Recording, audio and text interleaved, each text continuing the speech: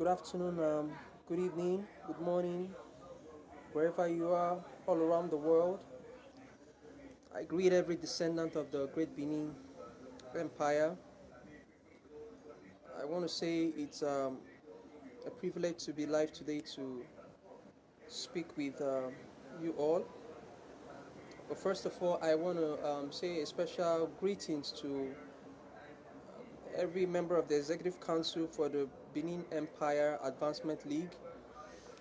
I want to also say special greetings to every descendant of the Great Benin Empire all across the world. The Benis, the Esans, the Afemais, the Esakos, the Urobos, the Shekiris, the Izons, the Ewe of Benin Republic, Togo and Ghana, the Gans of the greater region of Accra in Ghana, the Ewes far away in Cameroon. I want to say greetings to you all, the Fons, and every other ethnic group that I can't mention right now. It's a privilege to be associated to every descendant of the Great Benin Empire. Today is the maiden edition of the Bill Conversation. The Bill Conversation is a program that was designed to ask very serious questions as regards to the growth and the development of the Great Benin Empire. Today I will be doing a little bit of conversations that borders on politics, sociocultural, emancipation, religion, spirituality, and a little bit of history.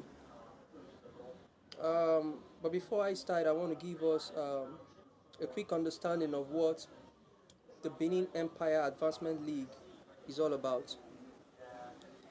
The Benin Empire Advancement League is an organization that was created to foster unity among every descendant of the Great Benin Empire, irrespective of your geographical location and your country. One of the things we aim to do is to unite every descendant of the Great Benin Empire and give them a voice like never before. One of the things we aim to do also is to seek to educate our people and inform them of the need to retrace their culture, their history, because that is their identity, and strengthen cooperation among every ethnic group that makes up the Benin Empire, actually. So today I want to compel you all to be a part of what we are doing in this great organization, whether you are a Ga in Ghana or you are an Ewe in the Volta region or Togo or Benin Republic, or you are Benin or Esan, or you're from Afemai, Esako, Urobo Ishekiri, wherever you are a descendant of the Great Benin Empire, and that makes you an automatic, should I say, prospective member of this organization. It doesn't matter where you come from. In this organization, everybody has equal opportunity, everybody has equal voice, everybody has equal rights, and we give everybody the platform to be able to aspire to become whatever you want to become within and outside this organization. That's one of the fundamental purpose for the creation of this organization. So I want to implore you all, no matter where you are, no matter the country you find yourself, just try to be a part of this organization and let us make our people great again. Now to the issue of the day. I'd like to first talk about the Benin Empire itself. You know, Many descendants of the Benin Empire do not know that the Benin Empire is the oldest existing kingdom in the world today. In fact, the Benin Empire is actually older than the Great Britain, the Great British Empire. You know, the Benin Empire existed even before the Christian, the whole Christianity thing and Islam came into existence.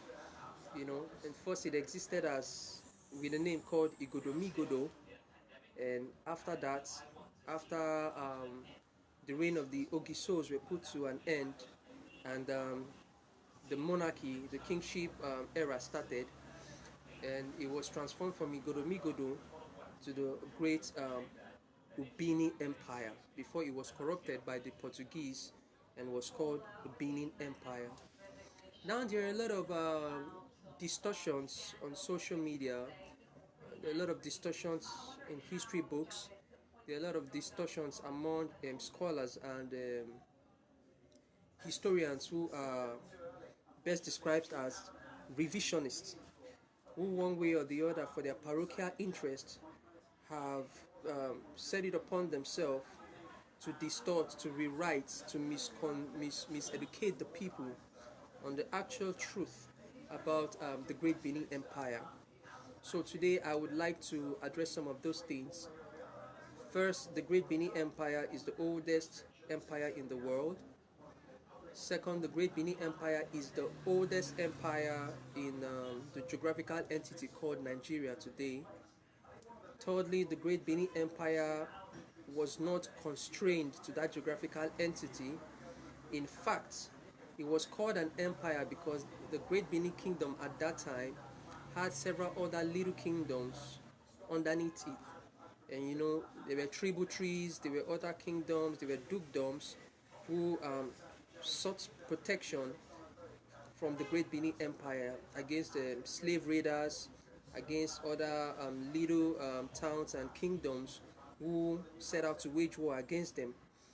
And so the Great Benin Empire, is actually far bigger and influential than more than what the people, the historians today seek to make us believe. For instance, the Great Benin Empire stretches from all the coastal areas, from Benin to Ondo to Kiti to Lagos, and to Ghana, to Togo, to Benin Republic, and down to Ghana. And you see, that is how great the empire was at that time. Today we have a political arrangement that seemed to subject the empire to great distress, in the sense that the 1999 Constitution of the Federal Republic of Nigeria puts um, the issues of kingship under the Ministry of Local Government and Chieftaincy Affairs. Firstly, I do not think as a Benin man that I was consulted, before such actions were taken. And so it is it's an abomination for me as a Benin man to accept that the monarch or the king, the custodian of Benin culture and tradition, will be subjected to political um, directions or political leadership, you know, within the present arrangement. And so, as a Benin man, my respect goes to the crown, to the throne, to the monarch, and I respect the monarch even far more than any political authority in the arrangement we have today called Nigeria.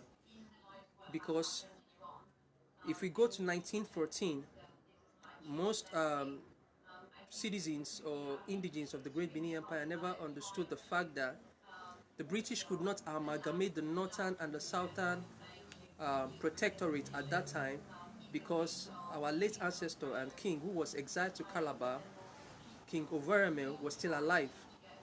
And in fact, King Overemel died in 1914, And it was in 1914 that we later saw the amalgamation of the Northern Protectorates and the Southern Protectorates to form what we have today as Nigeria. Now, it would be wise for us to even understand that Nigeria itself today does not exist as a country, but a company. Now, the Nigeria we have today is what we used to have as the Niger Company, and it metamorphosed after the amalgamation into what we call Nigeria today. And so we ask a question: when the British came, they took power from our kings and our traditional rulers. Wouldn't it have been wise that when the British were leaving, they would have handed back power to our kings and our traditional rulers? That's the first question. So, another question is, why did the British leave without handing over power to our traditional rulers, but created a political arrangement and handed over power to career politicians? It was simple, because the British understood what the monarchy is, having practiced the monarchy themselves. The British understood that the crown is much more linked to the people than political offices. The British understood that a monarch is a representative of the people's God on earth. The British understood that a monarch is the custodian of the culture and traditions of the people. The British understood that the monarch was some sort of spiritual leader, and the people would always look up to the monarch for direction. And so the British tried to abrogate such system. And how did they do it? They created a political arrangement. And that political arrangement, as we see today, is dependent on everything that the British had created in present-day Nigeria. And so it is wise for us as descendants of Great Benin Empire to get ourselves armed with education and information so that we can know where we fit in this whole political arrangement called Nigeria, in the political arrangement called the Benin Republic, the political arrangement called Togo, and of Ghana too. Because it is very important for us to understand that there is a deliberate attempt by the British, by the Fulanis, by the Igbos, and by the Yorubas.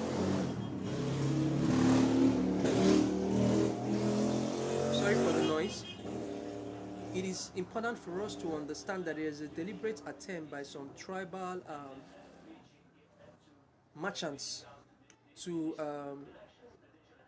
deprive the Benin man the right to aspire to greater things. Whether you are in Nigeria, whether you are in Togo, whether you are in Benin Republic, whether you are in Ghana, the arrangement has been the same.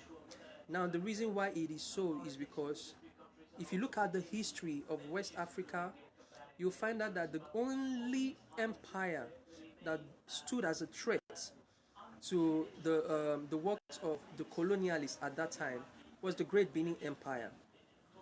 Whether the colonialists as the Arab slave traders, or the colonialists who came as Christians, or colonialists who came as merchants and businessmen, you find out that it was the Great Benin the Great Benin Empire that stood, you know, as a stumbling block to other things that would have done in West Africa at that time. When you look at our history, you find that the Great Benin Empire was the only empire that was able to defeat the British in a couple of days. You know, you find out that if you go to the history of the Republic of Benin too, you find the Dahomey warriors, you know, and you find out that they had some sort of all-female group at that time that stood against the French. When you go to Togo, you find the same history. Now, when you go to Ghana, you find the same history against the Germans, against the French, and against the British. So you find out that it was like some sort of consensus between the colonialists to make sure that everything that has its roots to the Great Benin empire at that time should be either destroyed or reprogrammed. So you find out that while our son and our ancestor today, in person of late Chief Anthony Enahoro, moved for the independence of Nigeria at that time, it was something of great concern to the British and to the Fulani oligarchy. Nobody could have done that. It had to be a son of the Great Benin Empire. You know, there is no mistaking the fact that the Edos today are called the heartbeat of Nigeria. There is no mistaking the fact today that the Deltas are called the big hearts. You know, this used to be the Bendel State, which was the Midwestern region. And so when you look at the precedents, the things that Bendelites, Edos, descendants of Great Benin Empire across borders have been able to do, the colonialist knows that if these people are given the opportunity to do the things that they would want to do, it would create a problem for them. And so they created political arrangements that would sort to contain every descendant of the Great Benin Empire. So while Pa Enahoro moved the motion for independence, the North said they were not prepared. And eventually Nigeria got independence, but check this out. Pa Anthony Enahoro, who was the one who moved the first motion for independence, was knocked out of the equation. When the spoils for independence was about to be shared among the so-called independent agitators, Pa Anthony Enahoro was kicked out of the equation. Now the question is, why? It is simple. Given such a man who had taught at a very young age that his people should be emancipated, should be free from the claws of the colonialist, giving such a man a platform would have been so dangerous, because he would have stood as an inspiring figure for young Africans all across West Africa.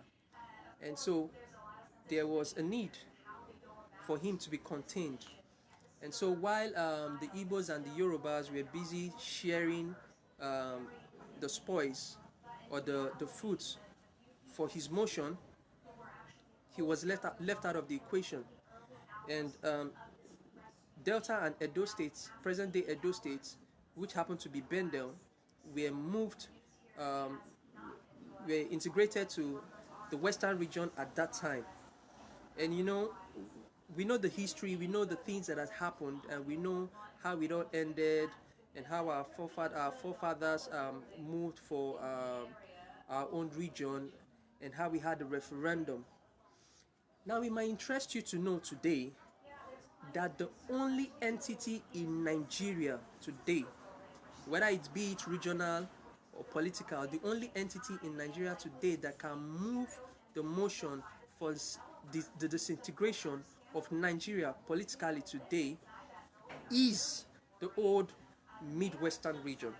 And I'll tell you why. Because it is the only entity in Nigeria today that was created through a referendum. There was no referendum to merge the southern Nigeria and the northern Nigeria together. There was none. There was no referendum to create states. There was none. There was actually no referendum to create regions. There was none. The only time we had a referendum that created an identity, that created some sort of political arrangement for a group of people, was when we had the Midwestern